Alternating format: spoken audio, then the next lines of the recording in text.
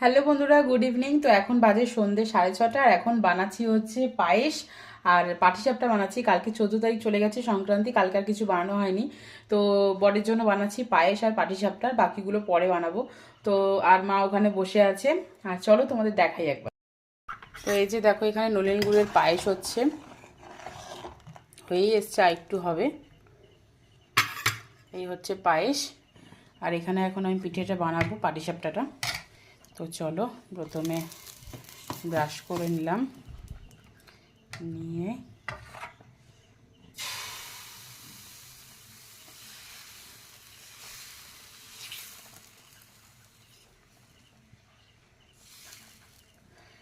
ব্যাস বানাচ্ছি।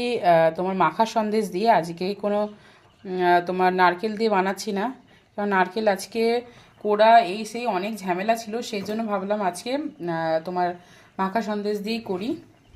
আর খেতেও খুব সুন্দর হয় ক্ষীর দিয়ে।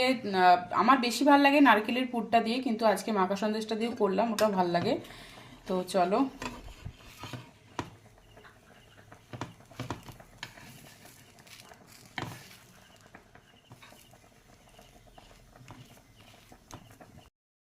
তো এই যে পুরো রেডি হয়ে গেছে।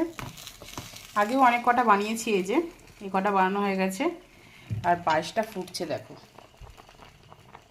দেখছো? কার কার জিভে জল আসছে?